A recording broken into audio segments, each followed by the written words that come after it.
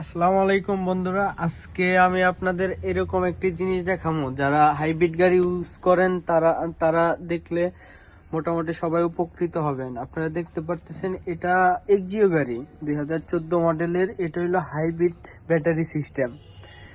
এখানে একটা মজার বিষয় আছে, যারা হাইব্রিড গাড়ি ইউজ করেন তারা অনেকেই জানেন না এই হাইব্রিড ব্যাটারি এটা কুল করার জন্য একটা ফ্যান থাকে, মানে এটারে আমরা বলে থাকি ব্লোবার। এটা হলো সেই ব্লোবার। এটা যারা হাইব্রিড গাড়ি ইউজ করেন তাদের সকলেরই দেখা উচিত। এটা মিনিমাম 2 মাসের ভিতরে একবার হলেও পরিষ্কার করা দরকার। প্রতি মাসে মাসে পরিষ্কার করাটাই ভালো। যারা আপনারা গাড়ি ব্যাটারি ভালো রাখতে চান, মাইলেজ কমে যায়, তাদের জন্য প্রাথমিক ট্রিটমেন্ট হলো এই হাইব্রিড ব্লোবারটা খুলে পরিষ্কার করা দরকার। কারণ এই যে এই জালিটা দেখতে পারতেছেন, এই জালির ভিতরে আপনার সম্পূর্ণ ময়লা দিয়ে আবরণ হয়ে যায়।